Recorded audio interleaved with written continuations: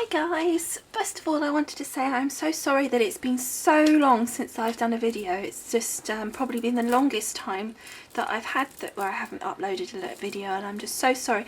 I have got a number of videos filmed. They're in the process of being edited, so I've got some on my way to you, and I'm just so sorry for the big gap. Secondly, I just thought today I'd just do sort of like a quick video. I've made a card. It's very similar to one that I've done before, and it was kind of based around that really, and you will see the similarities. And that video I have done in full, and I will put you the link if I can to that video on the sidebar, so you can go and watch in more detail how this card was made. Anyway, so what we've got here is the Elise cartridge on my Gypsy for the Imagine. So that was the cartridge that I used. Okay, so what I've got here is I just wanted to talk through the actual images that I've done. They're all in my sidebar, and it's all been cut and done already. So if I just zoom, what you've got right here is the Lady from the Forever Young cartridge, and it is the image on, it's page 36, but it's kind of button number 13 if you number your booklets, so that if that helps you at all. And what I've got, is I've got the base image, which is your regular button image there, and then I've got the shift key. I did not use the layers because I'm using the Imagine and I want to use the patterning. I didn't need the layer feature, which cuts out some of the patterns. So then what I also then did was I cut out, or I put on the image, I move that up, Fabulous, and the shadow feature. Now that is on page 70, or if you're doing it on the buttons, it is button number 47, and it's under the word feature. And then if you hit the shift key, you will also get the shadow feature on that. I will give you the sizes on these in 1 second.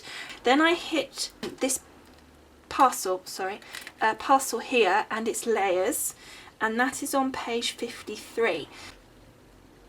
Or button number 30, and I also did the flower and the top, so that's what all of these are here.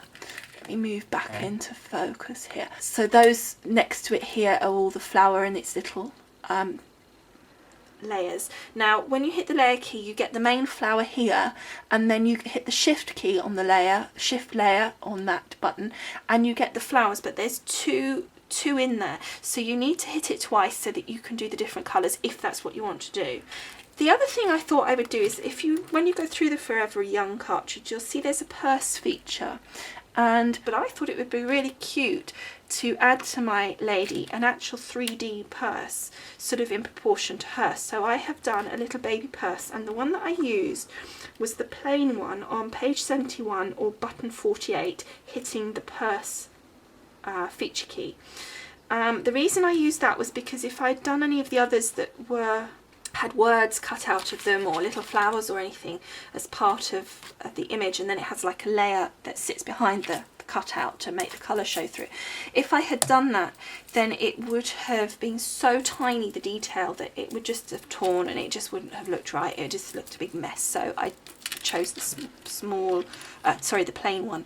So if I just go through, I know the size of my lady is 7 inches because I'm going to do an 8x8 card, and the little purse is 1.6, and I used, if I just zoom out a tiny bit now so you can see. And as you can see from here, this is my Elise cartridge log plugged in, and I used this pink, that's orange, this pink here, because it matched in with my lady, who I did this pattern here, which is the 4th one along, which is kind of pink and orange. If I just hit it on there, you can see. So it's pink and orange, yellow, all on there. So I used the pink that was matching that for the bag. That was the pattern that I used for the dress. I just used the stock colour black for my actual lady, and then for the box I used a yellow, which I made. So I will give you the colours, the actual sort of red, green, blue or RGB code for that. But it's done at 2 inches, and if I go into here, it is this yellow here. So it is R, i.e. red, 255, green 225, and blue 129. Okay, and that's what made that yellow, and that seemed to match in very well with the dress, but it also just coincidentally also matched the soft yellow of the basil cardstock that I was using for the base card. That was that one, and as I said, that was at 2 inches. The lid was in the same pattern as the dress. I'll show you here. It's a lovely little pattern. So the lid of the box was in that, and there's also like a stripe on it. I thought that would just blend in really nicely. Then for the little flower, I used the orange, which was up here. So it's 1, 2, 3, 4, 5, 6 from the end, from the right hand end. And I used that one. And then for the 2 other little pieces of the flower, I used a very bright pink, which wasn't part of the Elise cartridge. It's sort of a burgundy colour, and I think it's part of the stock colours, but just in case it isn't, I'll go in and I'll give you the numbers. So it was that one there. So no, it isn't one of the stock ones by the looks of it. It's 203, 4 and 68. I mean, you don't have to do obviously the exact same, but if you wanted to, then you have these information down for you. Okay, and then lastly, just to give it a little bit of a pop, nothing major. I mean, it hardly shows in the end. It showed even less than I thought. I did the little flower, the tiny one is going to be in the green, and this was this stock one here, I think. Again, I'm not sure, I need to just double check. I'm pretty certain that's a stock one. Oh, no, it's not, sorry guys. And it is 169, 229 and 127. Okay, I do tend to, as you can see, I make up a lot of colours. And just as an aside, I don't know if you've seen that when you have a colour, if I just go to a blank one here, which obviously starts you out in the middle, you not only have this to move around to make your colour. Say you went over to here, you can then lighten it using this, or you can darken it down even further by using that key there. So you can even change it within that section. If I move that up and down, I can't grab hold of it. Oh, you have to hit that. So you can change it completely by even just hitting that, and it's not moving it here. It is just moving the shading of that particular colour. So you can completely alter that. So you might find the shade you want, but you think, well, I need it a bit lighter, a bit paler. So that's just a little hint or tip from me. I'm sure you all know that anyway, but just in case. Okay, so we cancel that and we go back. So again, that's at the 1.6. Okay. And then lastly, our fabulous, if we can get back to it, and our fabulous, I think I hit it, there we go, is at 1.2. And again, that was I used the same pattern as I did on the dress, so that's the 4th one along, and then I used black for the shadow feature. Okay. And then basically, because it all fitted on one sheet, I got all of this out of one piece of cardstock. I've been using the American Crafts white cardstock, and I find in the Imagine, it's slightly textured, and I find in the Imagine it's absolutely beautiful. It really, really prints lovely. I'll show you in a minute on the card that I've done. Even the black comes out absolutely solid. And I thought with the slight texture it wouldn't do that, but it does. And what I've also found is that it just cuts like butter. I literally stick it on. As you can see, the blade is at 5, and the pressure is at 5, the speed is at 5, so it's all at maximum, and the blade is at maximum as well. It's not hurting my mat. at all. It's not causing any problems, and it's just cutting through like an absolute dream. Okay, so I think obviously the next bit really we need to do is have a look at the card itself. Okay, so here's the card, so you can, if you have seen the previous video, you can see the similarities. The styling is the same. There's some slight differences. Obviously the actual image is different. I didn't put the strip of card down there that I did before and stick the ribbon behind. I actually put it all the way around because I thought that looked quite effective. It's obviously very contrasting colours. The Fabulous, if I bring that up, you can see the patterning on that. It's just really, really delicious. And on my lady as well, if I have a little closer look at her. So I've put some little pearls in her hair. The handbag, in order to stick that on her arm, and if you show from the side, that is completely 3D.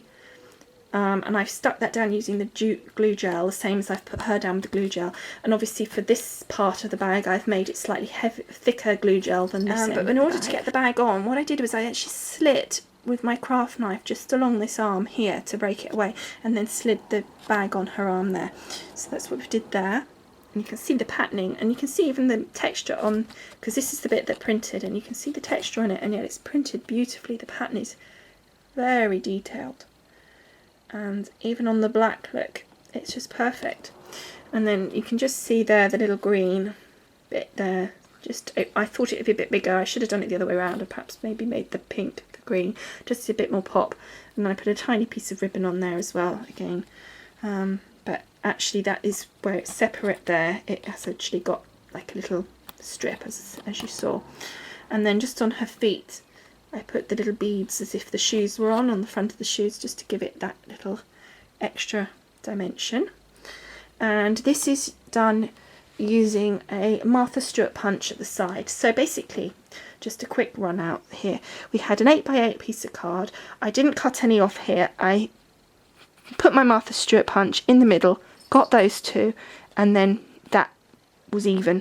There was a tiny little spoke here of cards, so I cut that off and then just used a nail file block just here to take that edge smooth. Obviously I stuck her on using 3D glue gel as I've just described, added the pearls, etc. The ribbon just went round. I actually used my ATG and stuck it down so it was nice and smooth on both sides and didn't move around. And the Fabulous I put together and just used my Zig 2-way pen. The box I put together using the Zig and put the ribbon on, put it on using the glue gel. The bag, this was actually a really clever little bag actually. When you cut it out, there are slits on these inside pieces. There's like tabs that go across here on the inside, and there's little slits. One from this way it's coming from the top, and from this way it's coming from the bottom. So you don't even have to glue these two tabs together. They actually slot inside each other on the inside, and then this folds up. I actually did glue it together because of what I wanted it for, but you didn't need to. I glued the handles and everything so that it was definitely stayed put. But so it was really cute little bag, and I can imagine doing that much bigger and making some really nice little gift bags for that. The little eyelets, I used my We Are Memory Keepers thingamajiggy that punches holes and puts eyelets in. I can't think what it's called. Crocodile. And what I did here, slightly different measurements I think to before, was I turned it over and I marked up. I found the centre point, which is obviously 4 inches either side of the 0, and then I marked up at 1 inch either side of 0 and 3 inches either side of the 0, and that gave me the even spacing of the eyelets, and then I just popped those in nice and silver. So that is really it. So it's actually something that's a very simple card but has, I think, a real impact. So I hope you like this, and I'm really sorry for such a big gap, and as I said, there's quite a few in the pipeline of actual proper watching me craft videos. So I look forward to seeing you all again and hearing your comments, and thanks a lot. See you all soon. Bye.